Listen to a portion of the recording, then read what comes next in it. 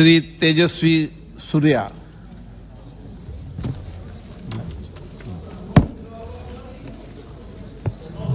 माननीय अध्यक्ष, 0 वर्ष शाम को।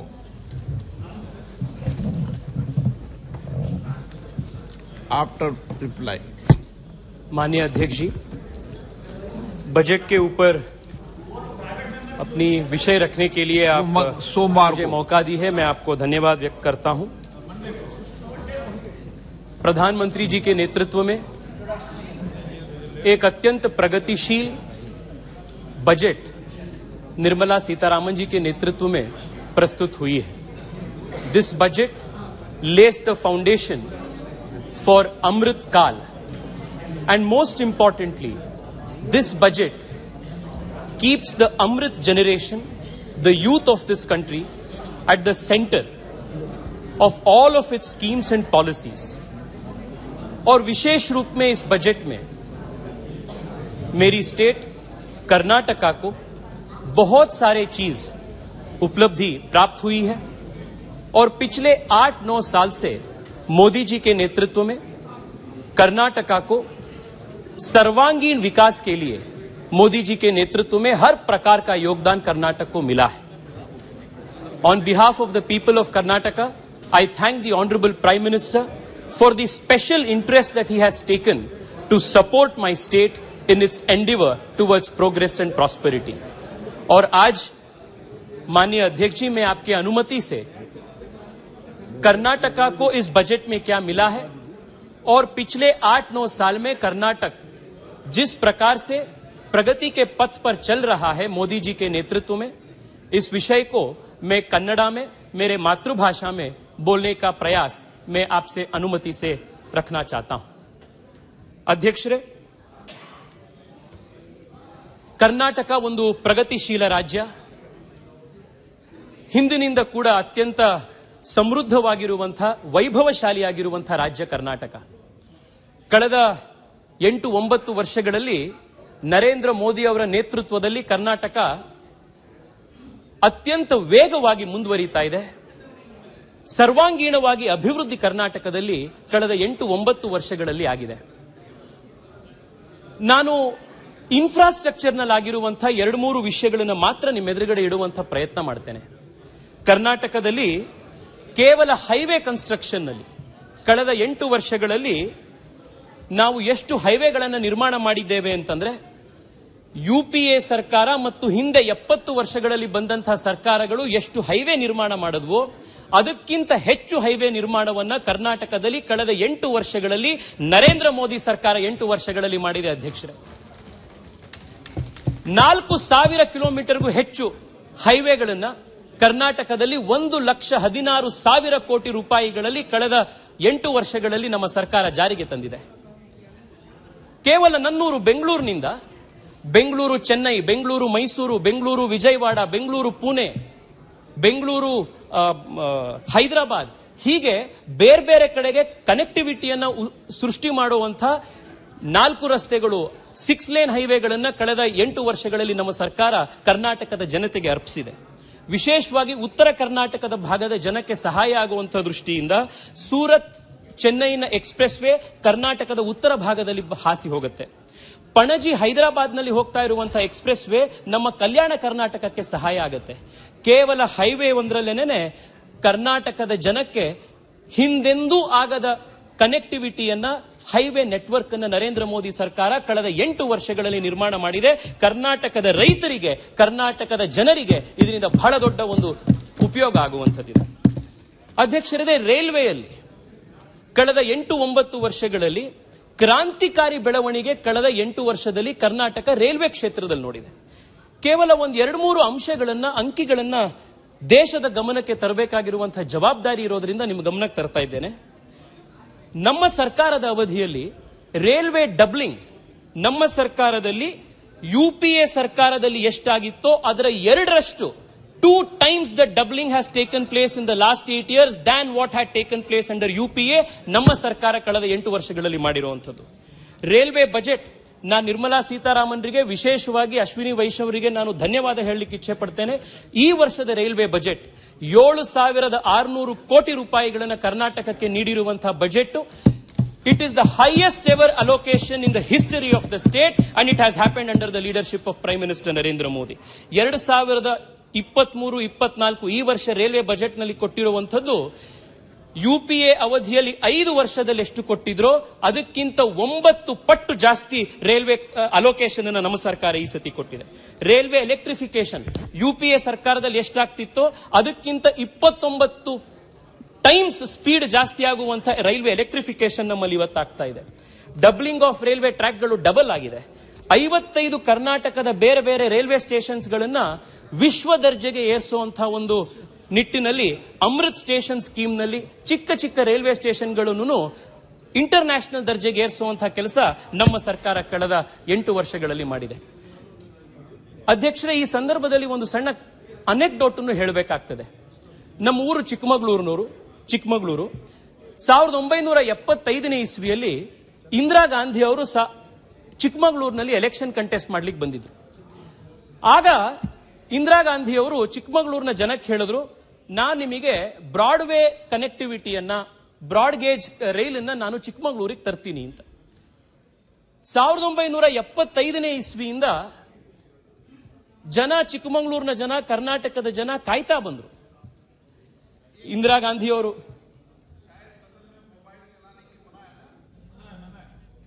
ध्यान रहे.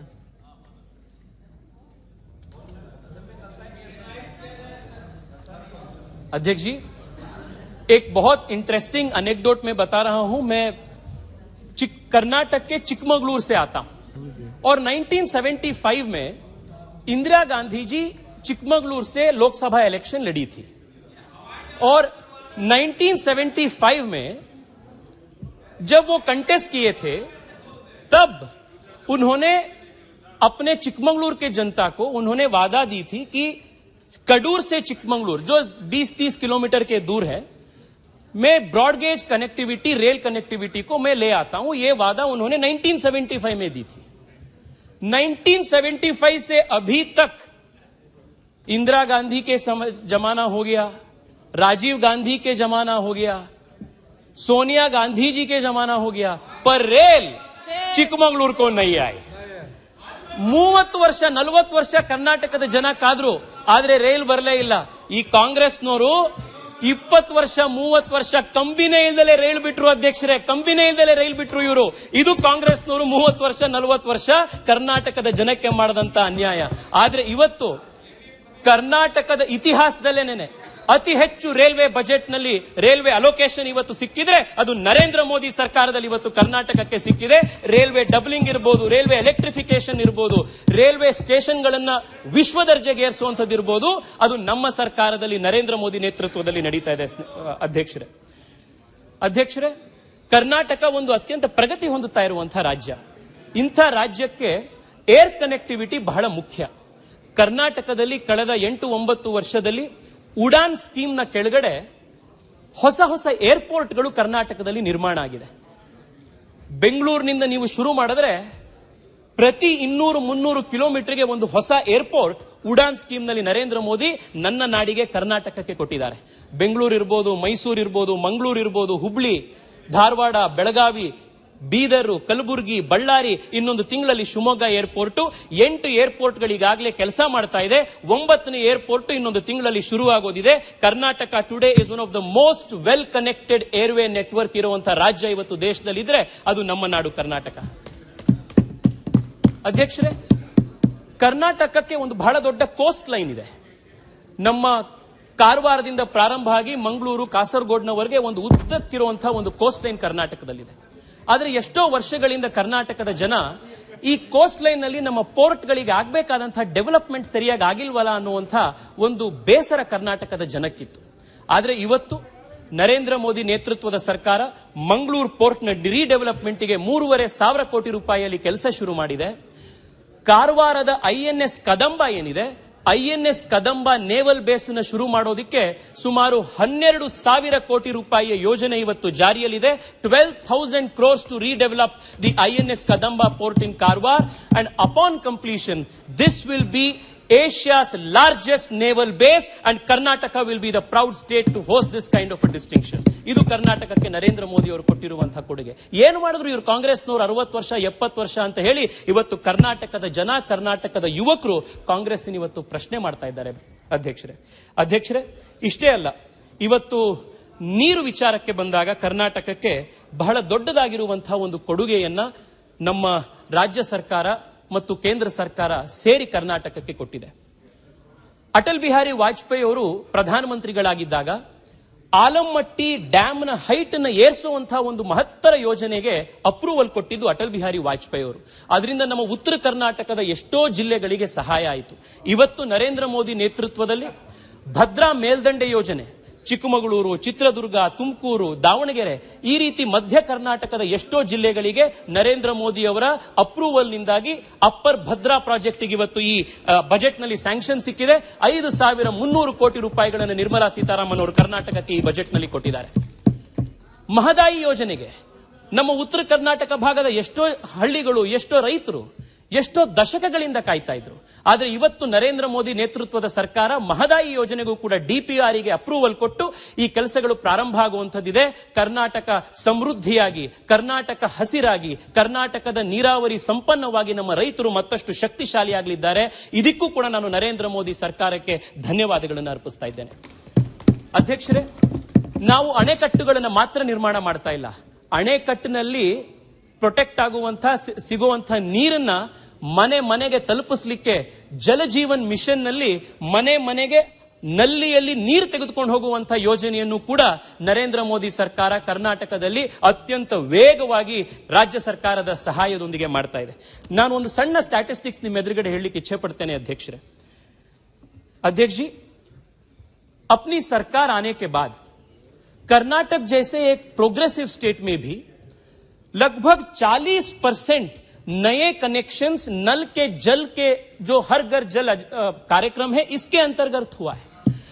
70 साल से 70 ವರ್ಷದಿಂದ ಇವರೇನು ಆಳ್ವಿಕೆ ಮಾಡ್ತಾ ಇದ್ರು ಕಾಂಗ್ರೆಸ್ನವರು, ಇಡೀ ಕರ್ನಾಟಕದಲ್ಲಿ 2019ನೇ ಇಸ್ವಿಗಿಂತ ಮುಂಚೆ ನಲ್ಲಿಯಲ್ಲಿ ನೀರು ಬರ್ತಾ ಇದ್ದಂತಹ ಮನೆಗಳಿದ್ದಿದ್ದು ಕೇವಲ 24 ಲಕ್ಷ. ಆದ್ರೆ ಇವತ್ತು 55 ಲಕ್ಷಕ್ಕೂ ಹೆಚ್ಚು ಮನೆಗಳಿಗೆ ಇವತ್ತು ನಲ್ಲಿಯಲ್ಲಿ ನೀರು ಬರ್ತಾ ಇದೆ. ಈ ಕೀರ್ತಿ ಯಾರಿಗಾದ್ರೂ ಹೋಗತ್ತೆ ಅಂತಂದ್ರೆ ನನ್ನ ಪ್ರಧಾನಮಂತ್ರಿ ನರೇಂದ್ರ ಮೋದಿ ಅವರಿಗೆ, ನಮ್ಮ ಪ್ರಧಾನಮಂತ್ರಿ ನರೇಂದ್ರ ಮೋದಿ ಸರ್ಕಾರಕ್ಕೆ ಈ ಕೀರ್ತಿ ಹೋಗುತ್ತೆ. अध्यक्ष जी, मैं बेंगलुरु से आता हूं और अपने वित्त मंत्री निर्मला सीतारामन जी भी कर्नाटक को रिप्रेजेंट करते हैं और वो खुद बेंगलुरु का वोटर भी है. इसलिए निर्मला जी पिछले हर बजट में बेंगलुरु को विशेष प्राथमिकता देकर she has given a lot of impetus to बेंगलुरु's growth. I want to just state 2-3 things. अध्यक्ष जी, पिछले 40 साल से बेंगलुरु के सबर्बन रेल नेटवर्क के प्रोजेक्ट पेंडिंग था. 40 ವರ್ಷದಿಂದ ಸಬರ್ಬನ್ ರೈಲ್ ಪ್ರಾಜೆಕ್ಟ್ ಬೆಂಗಳೂರಿನಲ್ಲಿ ಪೆಂಡಿಂಗ್ ಇತ್ತು, ಕರ್ನಾಟಕಕ್ಕೆ ಪೆಂಡಿಂಗ್ ಇತ್ತು. ಡೆಲಿಗೇಷನ್ಸ್ ಗಳನ್ನ ಕರ್ಕೊಂಡು ಹೋದ್ವಿ, ಡೆಲ್ಲಿಗೂ ಬಂದ್ವಿ, ಸರ್ಕಾರಗಳು ಬದಲಾಯಿತು, ಆದ್ರೆ ಸಬರ್ಬನ್ ರೈಲ್ ಪ್ರಾಜೆಕ್ಟ್ ಮಾತ್ರ ಬೆಂಗಳೂರಿಗೆ ಸಿಗಲಿಲ್ಲ. ಆದ್ರೆ ನರೇಂದ್ರ ಮೋದಿ ಅವರು ಕರ್ನಾಟಕಕ್ಕೆ ಬಂದ್ರು, ಬೆಂಗಳೂರಿಗೆ ಆಶ್ವಾಸನೆ ಕೊಟ್ಟರು. 40 ವರ್ಷದಿಂದ ಆಗದಲ್ಲೇ ಇರುವಂತಹ ಪ್ರಾಜೆಕ್ಟ್ ಅನ್ನ 40 ತಿಂಗಳಲ್ಲಿ ನಾನು ಮಾಡಿ ತೋರಿಸ್ತೇನೆ ಅನ್ನುವಂತಹ ಆಶ್ವಾಸನೆಯನ್ನು ನರೇಂದ್ರ ಮೋದಿ ಅವರು ಕೊಟ್ಟಿದ್ದಾರೆ. What has not happened in 40 years, the prime minister has committed to complete in 40 months. This is the speed and scale of Narendra Modi government. ಇದನ್ನ ಇವತ್ತು ಕರ್ನಾಟಕದ ಜನ, ಬೆಂಗಳೂರಿನ ಜನ ನೋಡ್ತಾ ಇದ್ದಾರೆ. ಬೆಂಗಳೂರಿನ ಟ್ರಾಫಿಕ್ ಸಮಸ್ಯೆಯನ್ನ ಎದುರಿಸ್ತಾ ಇರುವಂತಹ ನಗರ, ವೇಗವಾಗಿ ಬೆಳೀತಾ ಇರುವಂತಹ ನಗರ. ಬೆಂಗಳೂರಿಗೆ ಮೆಟ್ರೋ ಕನೆಕ್ಟಿವಿಟಿ, ಏರ್ಪೋರ್ಟಿಗೆ ಮೆಟ್ರೋ ಇರಬಹುದು, ಬೆಂಗಳೂರಿನ ಬೇರೆ ಬೇರೆ ಭಾಗಗಳಿಗೆ ಮೆಟ್ರೋ ಇರಬಹುದು, ನಮ್ಮ ಸರ್ಕಾರದಲ್ಲಿ ಜಾಸ್ತಿ ಆಗಿದೆ. अध्यक्ष जी, 2014 से पहले बेंगलुरु में जो कुल मिला के मेट्रो कनेक्टिविटी था वो सिर्फ 7 किलोमीटर था. आज 8 साल के बाद मोदी जी के नेतृत्व में जिस प्रकार का क्रांति सिर्फ मेट्रो में बेंगलुरु में हुआ है, आज 56 किलोमीटर मेट्रो कनेक्टिविटी सिर्फ बेंगलुरु में आज ऑलरेडी काम में. and before 2024 the metro rail to airport will also be done, and Bengaluru's traffic woes, the infamy that Bengaluru gets because of traffic jams, this will be a thing of the past. ಇದನ್ನ ನರೇಂದ್ರ ಮೋದಿ ಸರ್ಕಾರ ಮಾಡ್ತಾ ಇದೆ. Fame scheme ನ ಕೆಳಗಡೆ 1500ಕ್ಕೂ ಹೆಚ್ಚು electric ಬಸ್ಗಳನ್ನು ನಮ್ಮ ಸರ್ಕಾರ ಕೊಟ್ಟಿದೆ.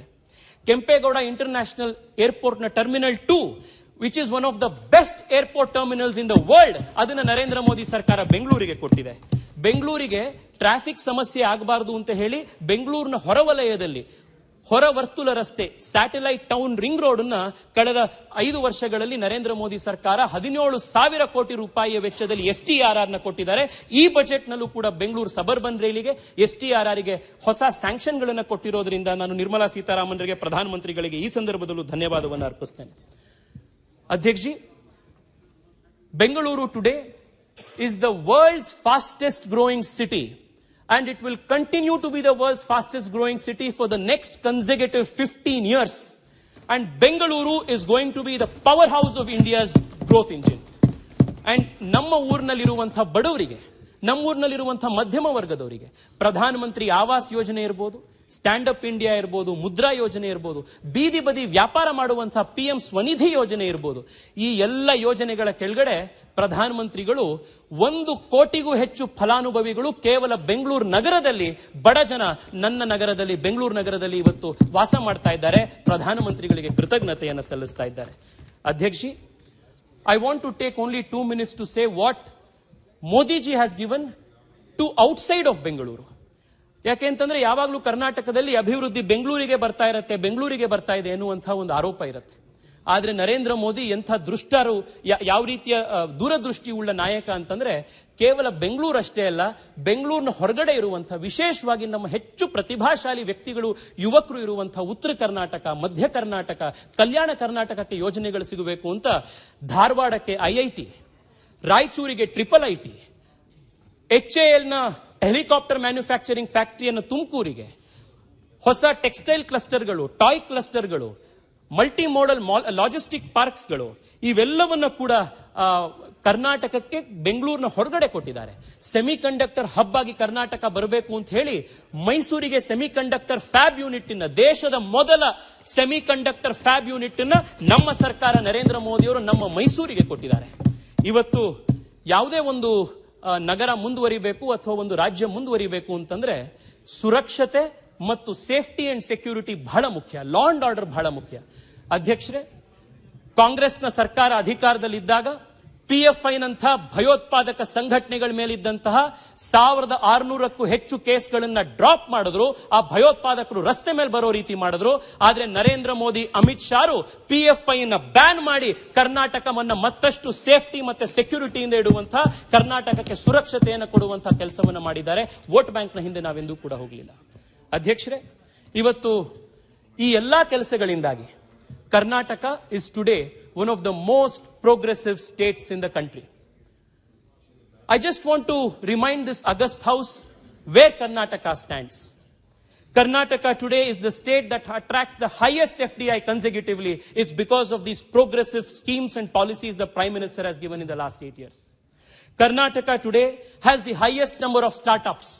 Karnataka today has the highest number of unicorns, thanks to the Prime Minister's Startup India policy, because of which the talented, hardworking, capable young citizens of Karnataka could harness their true potential. Today, Karnataka is the state that ranks top in the innovation index in the country. Karnataka has the highest per capita income among all major economies in India. Adu Karnataka da ivattu taakattu. Main Narendra Modi ji ko, Nirmala Sitharaman जी को बोलना चाहता हूं, आप कर्नाटक को आप 100 रुपए देंगे तो कर्नाटका देश के लिए 1000 रुपए वापस देगा. ये कर्नाटक की ताकत है. अध्यक्ष जी, मैं एक ही कुवेंपु जो कर्नाटक के राष्ट्र कवि है, मैं कर्नाटक के राष्ट्र कवि कुवेंपु के एक कविता से मैं अपनी वाणी को विराम देना चाहता हूं. ಕರ್ನಾಟಕದ ರಾಷ್ಟ್ರಕವಿ ಕುವೆಂಪು ಅವರು ಕರ್ನಾಟಕದ ಬಗ್ಗೆ ಹೀಗೆ ಹೇಳಿದ್ರು: ಕರ್ನಾಟಕ ಕೇವಲ ಒಂದು ಭೂಭಾಗ ಅಷ್ಟೇ ಅಲ್ಲ. It is not a piece of map. Karnataka is not just a piece of land mass. Karnataka is the personification of the Devi Shakti. ಇದನ್ನ ಕುವೆಂಪು ಅವರು ಕರ್ನಾಟಕದ ಬಗ್ಗೆ ಹೇಳಿದ್ರು. ಅವರು ಅದ್ಭುತವಾಗಿ ಹೇಳಿದ್ರು, ಕರ್ನಾಟಕ ಎಂಬುದೇನು ಹೆಸರೇ ಬರಿಯ ಮಣ್ಣಿಗೆ, ಕರ್ನಾಟಕ ಎಂಬುದೇನು ಹೆಸರೇ ಬರಿಯ ಮಣ್ಣಿಗೆ, ಮಂತ್ರ ಕಣ ಶಕ್ತಿ ಕಣ, ದೇವಿ ಕಣ ತಾಯಿ ಕಣ, ಬೆಂಕಿ ಕಣ ಸಿಡಿಲು ಕಣ, ಕಾವ ಕೊಲುವ ಒಲವ ಬಲವ, ಕಾವು ಕೊಲವ ಒಲವ ಬಲವ, ಪಡೆದ ಛಲದ ಚಂಡಿ ಕಣ, ಋಷಿಯ ಕಾಣ್ಬ ಕಣ್ಣಿಗೆ, ಋಷಿಯ ಕಾಣ್ಬ ಕಣ್ಣಿಗೆ. This is Karnataka, which is not just a mere piece of land, it is a strength of the divine feminine itself. ಇಂಥ ಒಂದು ಕರ್ನಾಟಕಕ್ಕೆ ಮಾನ್ಯ ಪ್ರಧಾನಮಂತ್ರಿಗಳು ಎಲ್ಲ ರೀತಿಯಾದಂತಹ ಒಂದು ಶಕ್ತಿಯನ್ನು ಕೊಟ್ಟಿದ್ದಾರೆ, ಸಾಮರ್ಥ್ಯವನ್ನು ಕೊಟ್ಟಿದ್ದಾರೆ, ಕರ್ನಾಟಕಕ್ಕೆ ಭರಪೂರ್ವವಾಗಿರುವಂತಹ ಕೊಡುಗೆಗಳನ್ನು ಕೊಟ್ಟಿದ್ದಾರೆ. ಈ ಬಜೆಟ್ನಲ್ಲೂ ಕೂಡ ಕರ್ನಾಟಕ 25 ವರ್ಷಗಳ ಅಮೃತ ಕಾಲದಲ್ಲಿ ನರೇಂದ್ರ ಮೋದಿ ಅವರ ಸಂಕಲ್ಪದ $5 ಟ್ರಿಲಿಯನ್ ಇಕಾನಮಿಯ ಕನಸೇನಿದೆ, ಆ $5 ಟ್ರಿಲಿಯನ್ ಇಕಾನಮಿಯ ಕನಸಿನಲ್ಲಿ $1 ಟ್ರಿಲಿಯನ್ ಇಕಾನಮಿಯನ್ನ ಕರ್ನಾಟಕದ ಯುವಕರು, ಕನ್ನಡದ ಜನ ಈ ದೇಶಕ್ಕೆ ಕಾಂಟ್ರಿಬ್ಯೂಟ್ ಮಾಡುವಂತಹ ಒಂದು ಫೌಂಡೇಶನ್ ಹಾಕುವಂತಹ ಬಜೆಟ್ ಅನ್ನ ನರೇಂದ್ರ ಮೋದಿ ಸರ್ಕಾರ ನಮ್ಮ ಕರ್ನಾಟಕಕ್ಕೆ ಕೊಟ್ಟಿದೆ. ನಾನು ಕರ್ನಾಟಕದ 6 ಕೋಟಿ ಕನ್ನಡಿಗರ ಪರವಾಗಿ ನರೇಂದ್ರ ಮೋದಿ ಅವರಿಗೆ ನಾನು ವಿಶೇಷವಾದಂತಹ ಅಭಿನಂದನೆಗಳನ್ನು ಸಲ್ಲಿಸ್ತೇನೆ, ಧನ್ಯವಾದಗಳನ್ನು ಸಲ್ಲಿಸ್ತೇನೆ. ಈ ರೀತಿಯ ಪ್ರಗತಿಶೀಲ ಪಾಲಿಸಿಗಳನ್ನು ನೀಡಿರೋದಕ್ಕಾಗಿ ನಾನು ಮತ್ತೊಮ್ಮೆ 6 ಕೋಟಿ ಕನ್ನಡದ ಜನತೆಯ ಪರವಾಗಿ, ಕರ್ನಾಟಕದ ಪರವಾಗಿ ನರೇಂದ್ರ ಮೋದಿ ಅವರಿಗೆ, ಅವರ ಸರ್ಕಾರಕ್ಕೆ ಧನ್ಯವಾದವನ್ನು ಅರ್ಪಿಸ್ತಾ ಇದ್ದೇನೆ. ನಮಸ್ಕಾರ. Shri Thirunavukkarasu, please 3 minutes. 3 minutes.